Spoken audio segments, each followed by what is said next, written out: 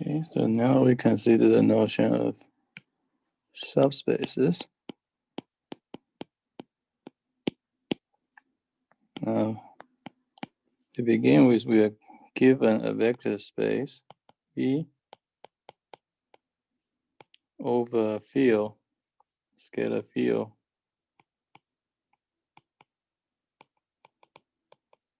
Okay.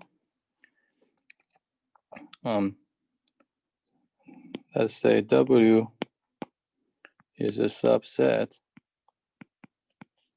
and assume that W is not empty. Okay.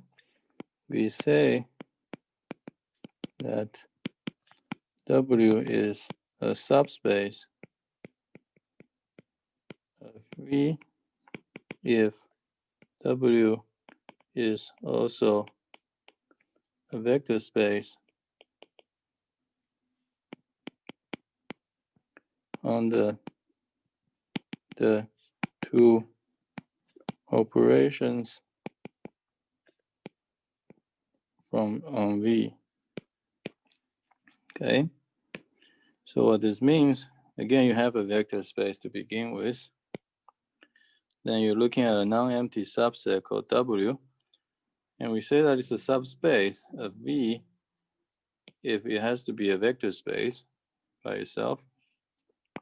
So I should say it's a vector space over K.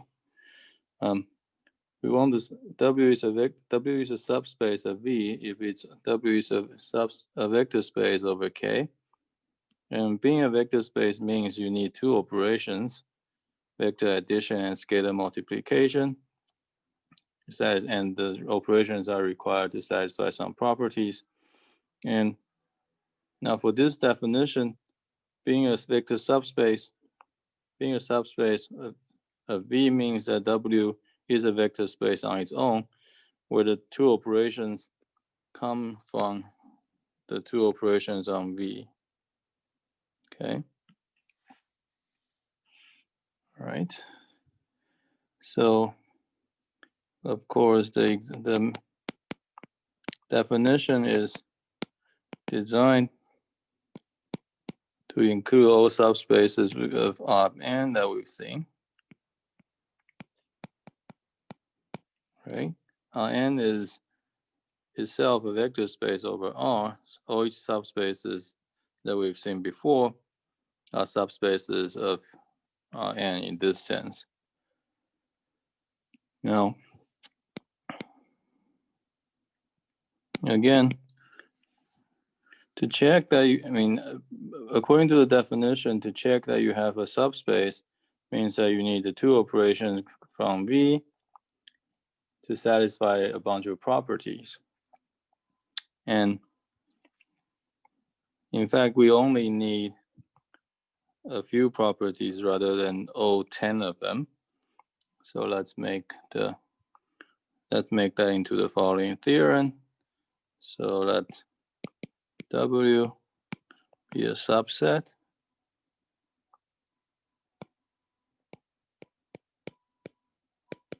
of a vector space V. Then W is a subspace of V if and only if the following holds.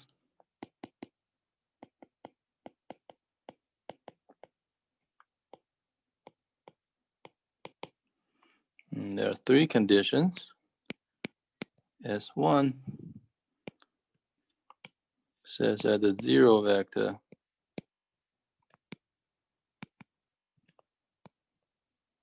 of V, right, being a vector space, V has a zero vector. The requirement is that this zero vector is in W. S2, if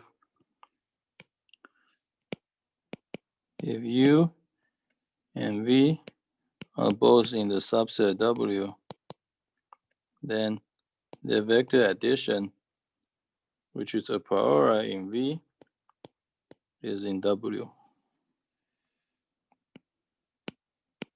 Okay. You recognize that this is one of the closure property for addition. Now, the last requirement is that if you have U in W and A in K, the scalar field, then the scalar multiplication of A with U, which is a priori in V, is in fact in W. And this is the closure property for multiplication, so scalar multiplication.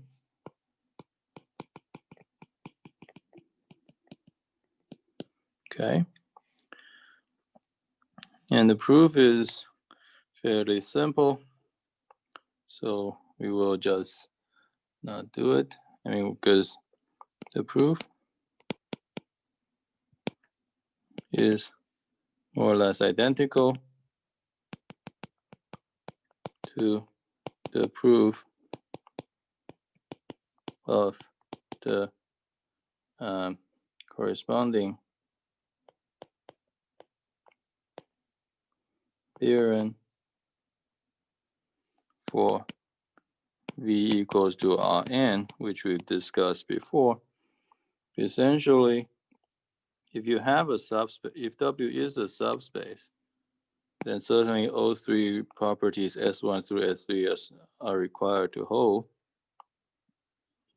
But now if you have only these three properties to hold for W, then you have the two closure properties, that's S2 and S3.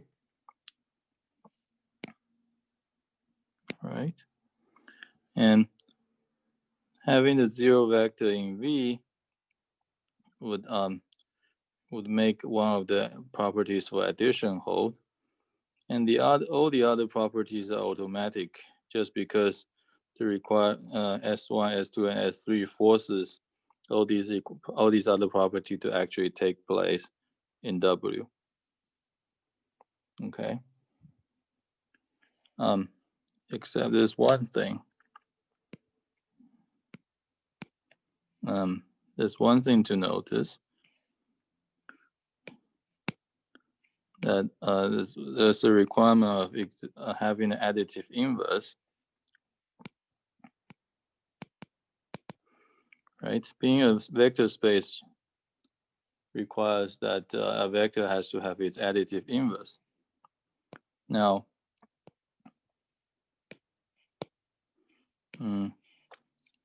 for for a vector V in W, we also need its additive inverse.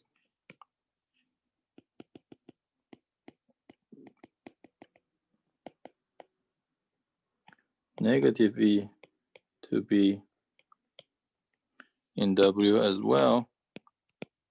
Now this is true for a very simple reason, because we've seen in the previous lecture that negative V, the additive inverse, is in fact -1 times V, which now by S3 belongs to W. Okay. So with this, the proof for the theorem is more or less the same as the proof for the case of Rn. So we should now move on to consider examples of subspaces. Okay, we've seen some examples of vector spaces, like the space of all matrices. Now let's consider the space of all n by n matrices with real entries, m by n of R. So these are matrices like these, A with entries Aij belonging to the reals, for all I from 1 to n, j from 1 to n. Okay. Now consider Ln R to be the following collection of matrices, again n by n. N by n matrix. The requirement is that Aij are still also in R, but Aij is 0 for every I bigger than j. Okay.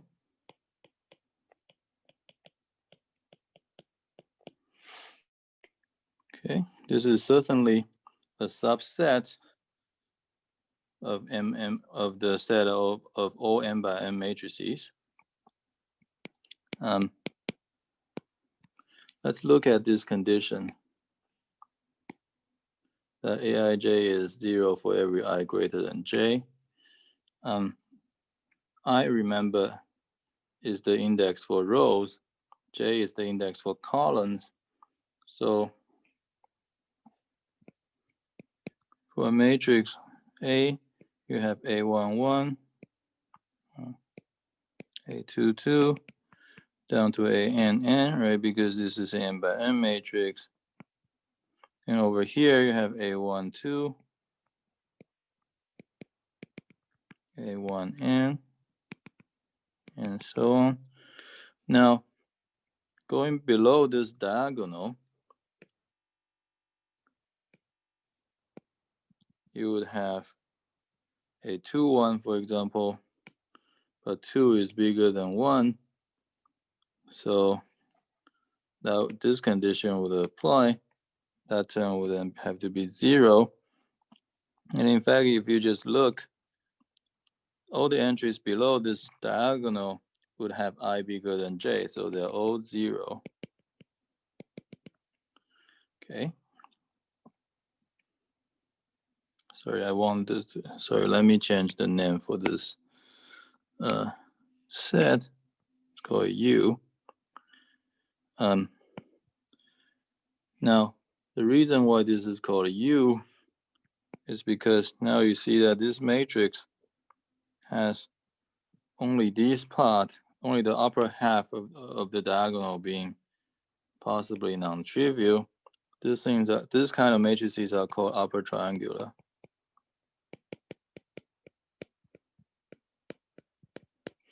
Okay. And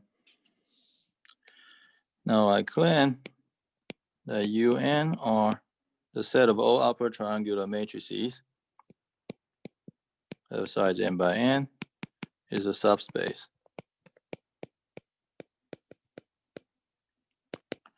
And for this, we just need to check the 3 conditions we stated in the theorem, right? So S1,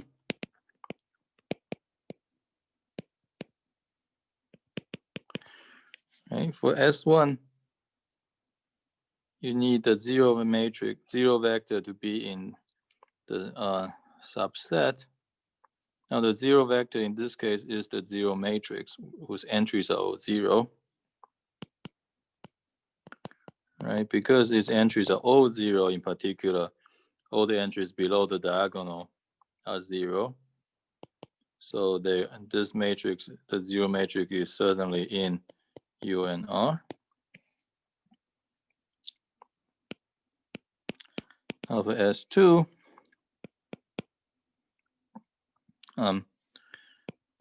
you are given 2 matrices in U and R, say A and B. And let's write their entries. A is Aij, B is Bij, and being in U and R means that Aij are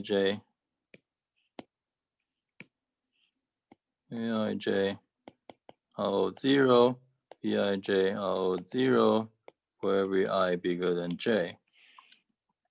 Okay, that's because the matrices are in U and R. Okay, so then for the property S2, we want to look at the sum A plus B. A plus B is the matrix which you form by adding the corresponding entries. So the Ij's entry of A plus B is Aij plus Bij. And now we have for I greater than J,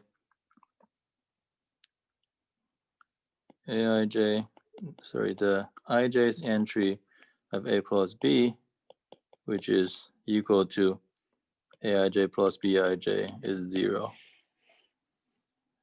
Right? Because Aij and Bij are both 0. So A plus B certainly belongs to U and R. Okay. Finally, for S3, we have A in U and R, which means that A is equal to Aij, and Aij are all 0 for every I greater than J. And suppose C is a scalar, in this case a real number, then we want to know that the scalar product CA is in U and R. First of all, CA is given by the Ij's entry being C times Aij. So whenever, so for every I greater than J, the Ij's entry of CA, which is again Aij, is 0. That's because Aij is 0 when I is bigger than J. So this means that CA also belongs to U and R. Okay. So that's fine. That's how it's done. We can also define a similar class of matrices. Let's call it this one L and R,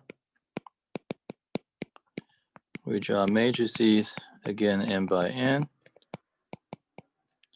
matrix, such that Aij are again real numbers. Aij's are all 0 for every I less than J. Okay, right, so you see, compared to U and R, U and R here is given by the requirement that Aij's are 0 for I bigger than J. For L and R, the requirement is that Aij are equal to 0 when I is less than J. Okay, that's the difference. And we can once again draw these matrix as follows. So first of all, there are A11, A22, and so on along the diagonal. Okay. And below the diagonal, you now have A21,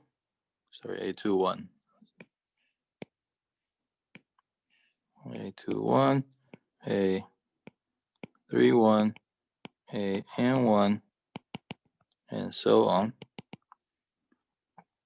Okay. There are no conditions on them. Now, but if you look at entries above the diagonal, say the next one, the one over here, should be A12, but because 2 is bigger than 1, this is 0. And likewise, all the entries above the diagonal would have I less than j, so they are required to be 0. So now you see that the entries of A are again sort of clustered on one side of the diagonal, this time below the diagonal, so they are called lower triangular.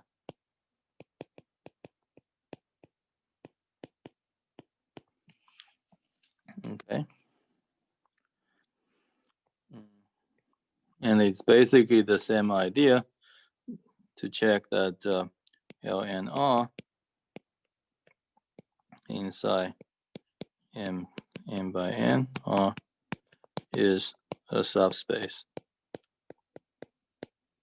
And the proof is more or less the same kind of study. You check the conditions S1 through S3.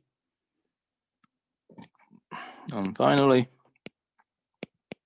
let's consider another subset of matrices. These are matrices of the form Aij, again M by N matrices, such that the entries are all real, Aij are all 0 for every I not equal to j.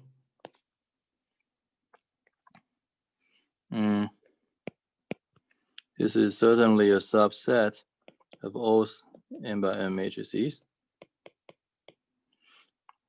And you can see that just by the definition, DNR, this set is the intersection of UNR and LNR, because the requirement for DNR is that Aij so 0 whenever I is not equal to j.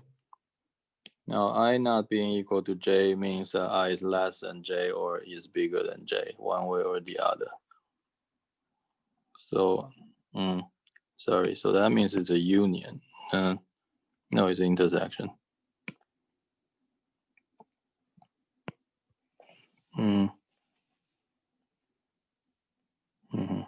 Yeah.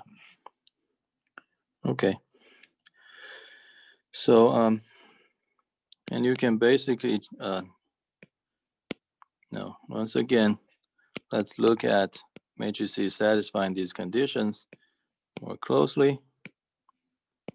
You have, again, terms on the diagonal, A11, A22 to ANN, but any entry that's not on the diagonal would have I not equal to j, and therefore those entries are 0.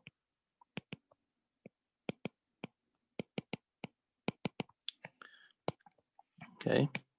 Now, because matrices satisfying these requirements have 0 entries outside the diagonal, so only non-trivial information appear on the diagonal. These guys are called diagonal matrices.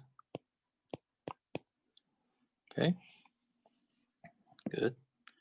And once again, we can check that DNR as a subset of that is a subspace.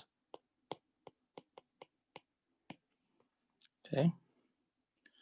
Now, since we've mentioned this relation between the 3 subspaces that we've introduced, that the first 2 intersects to give you the third, there's an easy fact to check that you can check. If U and W are both, if V is a vector space to begin with. Now, if U and W are subspaces of V,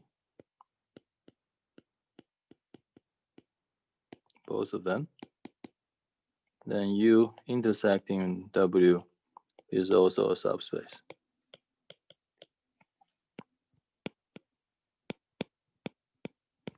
Okay, the proof is basically check the three properties, S1 through S3. Okay. Now, let's proceed to the next class of examples. Remember, we had this set of all polynomials of degree at most n.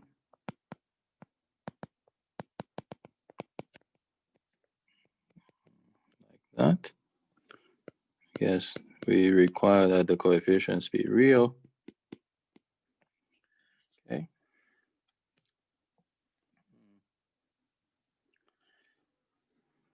So note that a polynomial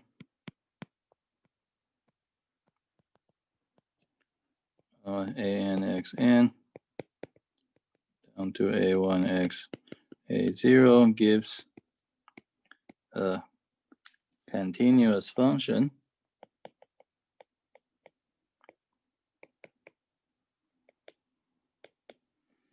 on any interval ab, right? The way to do that is you, for any value x in the interval ab, you send it to, you plug in that value of x into the polynomial expression. That gives you a real number. So with this, we can view Pn as a subset of CAB. In fact, Pn is a subspace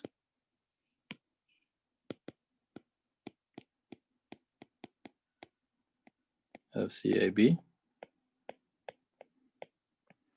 And again, this is easy to check. All you have to do is compare. You just check the three properties.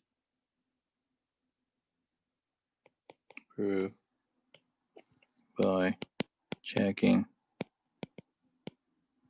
S1 through S3. Those are more or less straightforward. Okay. So now let's look at some other subspaces of CAB. Okay, so we could have there's no better notation for this one, so let's call it W. Say you're looking at functions f in CAB, which has the requirement that f takes the same value at a and b.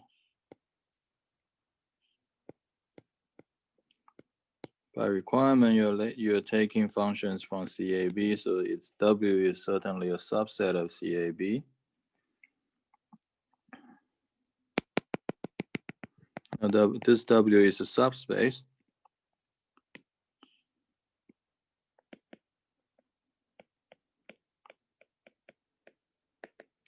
Okay, and for this, we still check the three properties. What we should focus on is the requirement for being in W. Right, that is, the function must satisfy FA equals FB. Now for S1, we need that the zero function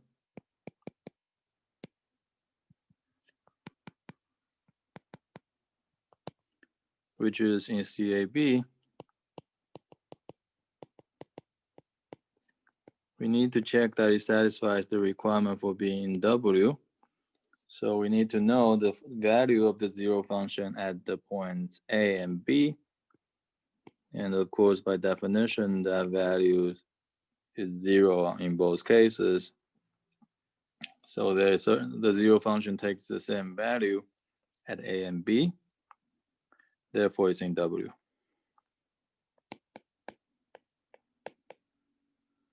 Okay. Now for S2, if I have f and g both being in W, then I want to consider f plus g. First of all, it's in CAB by requirement. And secondly, if we look at its value, the value of f plus g at A and B, we see that by definition, the values are, the value at A is f of A plus g of A. The value at B is f of B plus g of B. And these two are equal because f and g come from W. So they f A is FB, g of A is g of B. So FA plus g of A is FB plus g of B. So this shows that f plus g takes the same value at A and B, so it belongs to W. Okay. Now finally, we check S3. For this, we have a function f in W and a scalar in R.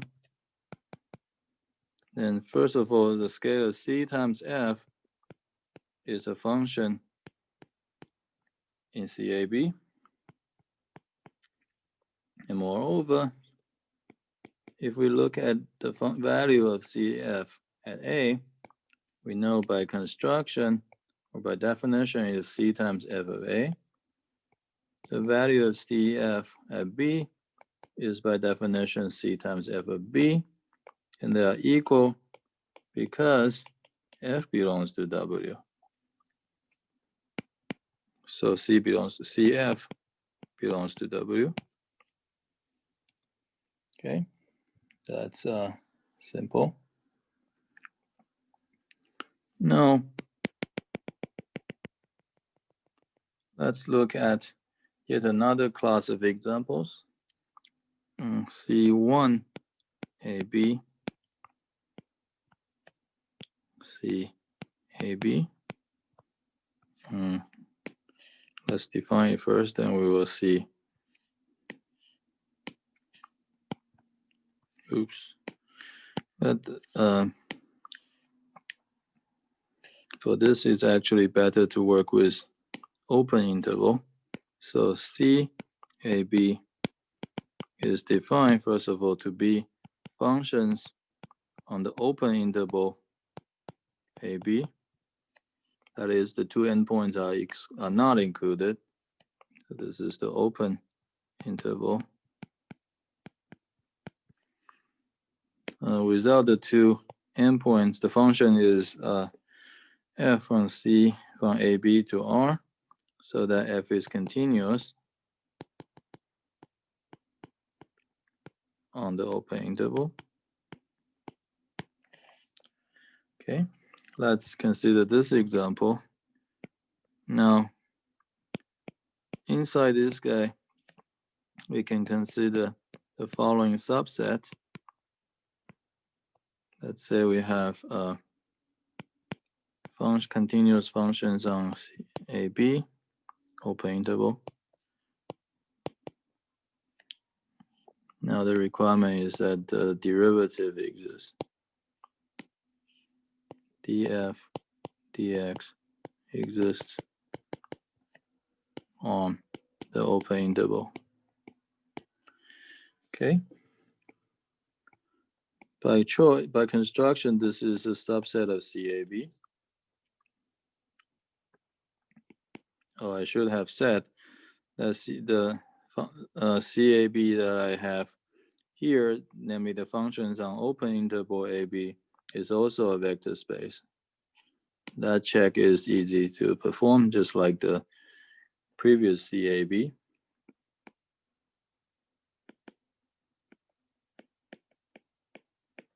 Okay, and now the C1 AB, which is given by requiring that the functions have the first derivative.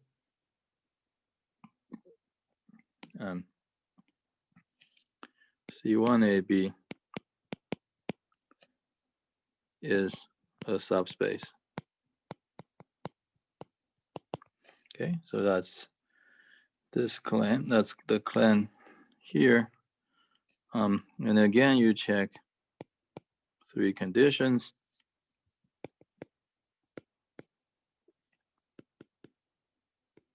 Now, the first condition requires that C1AB has to have the 0 vector, or in this case, the 0 function.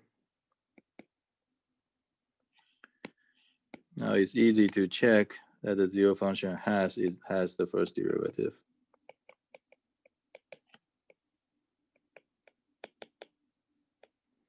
Right? I mean, you go through the definition of the derivatives, you see that the 0 function certainly has derivatives. So it therefore belongs to C1AB.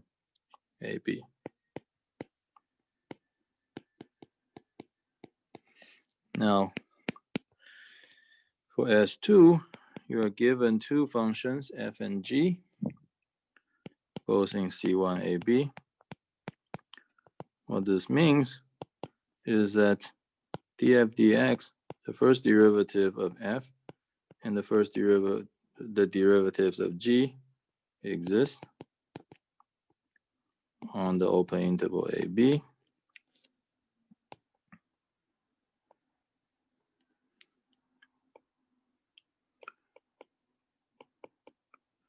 Then you want to consider the derivative, the first derivative of f plus g. And the claim is that this also exists. And this is something you've seen in calculus. In fact, you have a formula for this derivative obtained by the definition of derivatives. The derivative of f plus g is the derivative of f plus the derivative of g. So it certainly exists. Now, because the derivative of f plus g exists, we see that f plus g belongs to C1AB. And similarly, if you have a function f in C1A, B, and a scalar C, that's a real number. Again, this means that df dx, the derivative of f, exists on AB. Then you can look at the derivative of CF. The claim is that it also exists. In fact, if you try to determine the derivative, whether the derivative exists or not using its definition, you would get that the derivative of CF is equal to C times the derivative of F. So the function CF also belongs to C1AB. And that is the requirement S3. Okay, so that's this class of examples.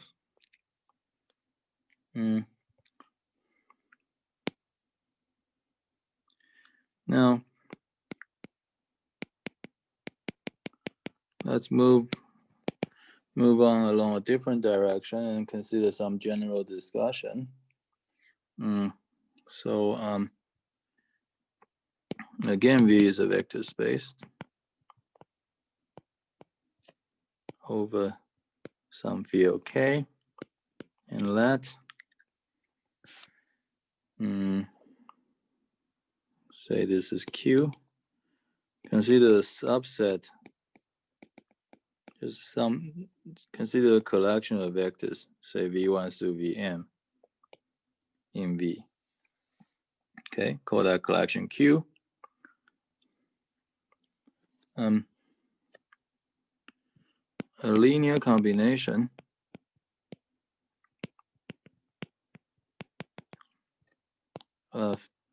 v1 through vm is an expression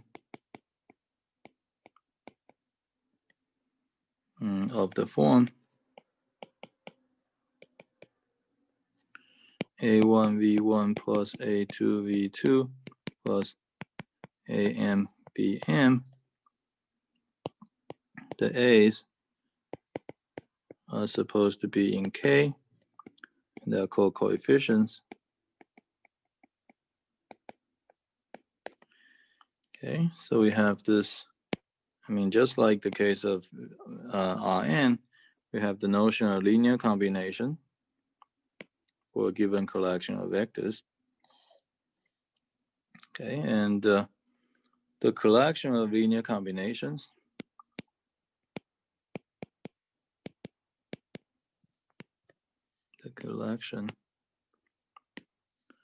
of linear combinations of v1 through vm is called the span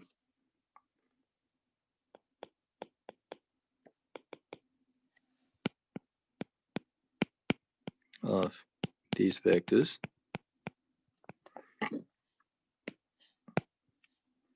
In other words, we are looking at a set like this, SP, v1 through vm, by definition a subset of V. It consists of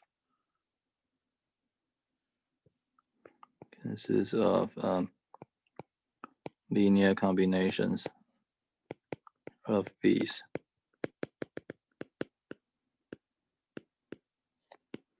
A1 through AM being in K. Okay. So, this looks very similar to what we've discussed in case of Rn. All right. Now, this is certainly a way, of giving us a large subset of a given vector space, right? You have a bunch of vectors from V, then you can form the span that gives you a subset of V. Now, in the case of Rn, we've seen a statement that tells us that the span gives us vector subspaces. The same thing holds true, which is basically the same proof, that span always gives you a subspace.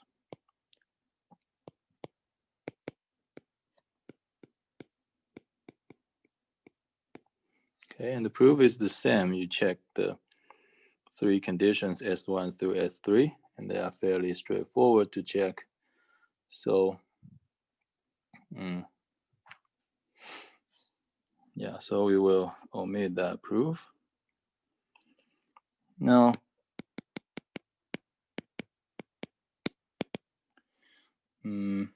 let's consider the following situation. Let's exhibit some examples of space of subspaces that are of these forms SP. Say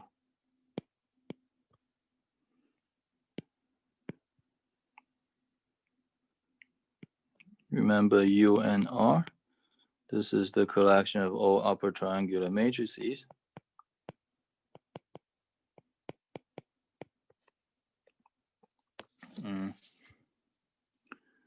And you can write these as the span of the following matrices: 1, 0 everywhere, 0 everywhere. Sorry, in fact, let's introduce.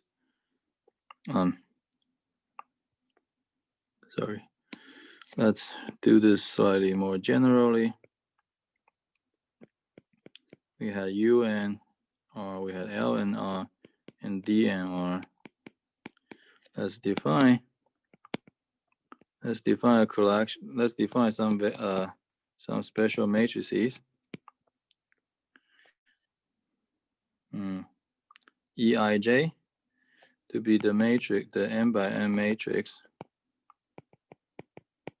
whose only non-zero entry is the ij's one.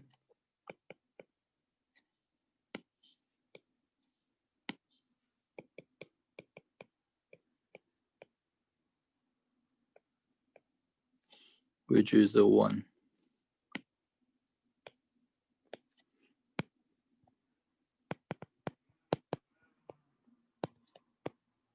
Okay. Let's define this guy. Then you can easily check that U and R is the span of all the EIJs. EIJ with let's see, upper triangular, so you want I less than or equal to J. Okay. Yeah. And Lij, so L and R is the span of all Eij with I bigger than or equal to J. And D and R is DNR, which is this the collection of diagonal matrices, is the span of all EII. I equals to 1 to n. Okay, these are just straightforward checking. So we will now do that.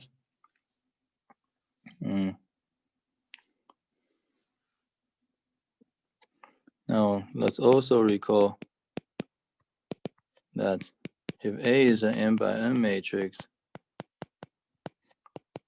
it's symmetric if A transpose is equal to A.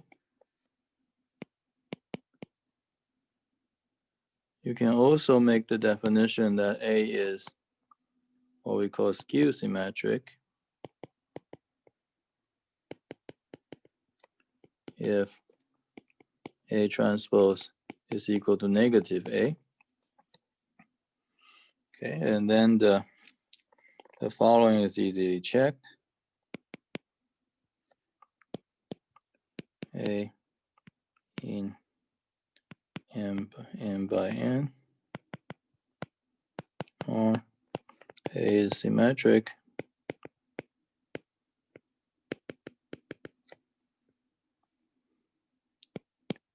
they both, the symmetric matrices and the skew symmetric matrices, they all form, well, they both form subsets.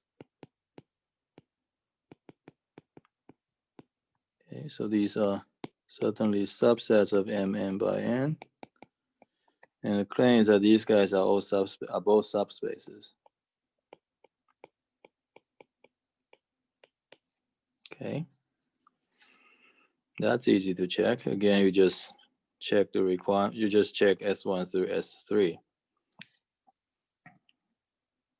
and also you can check that these guys, the set of all symmetric, the space of symmetric matrices, is the span of the following collections: EII, I coming from 1 through n, together with EIJ plus EJI,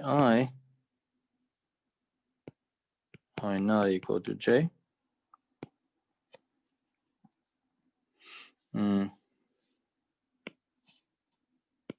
And for the skew symmetric ones, the span, you can also write it as a span.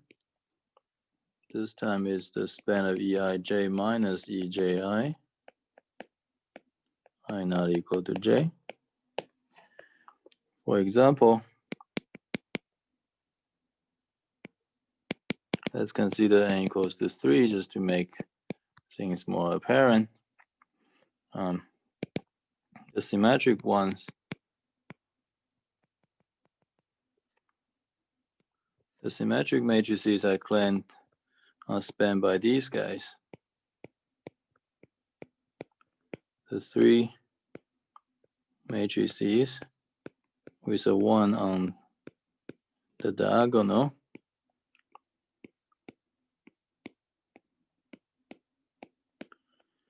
together with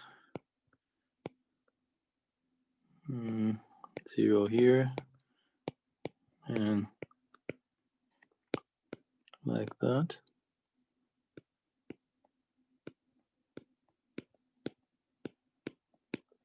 And finally, that. Okay, and you can certainly see that all 6 matrices are symmetric, and it's not hard to check that being a symmetric matrix is always a linear combination of these guys. For skew symmetric,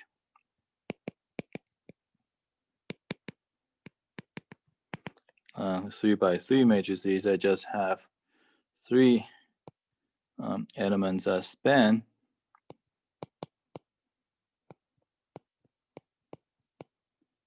these 3.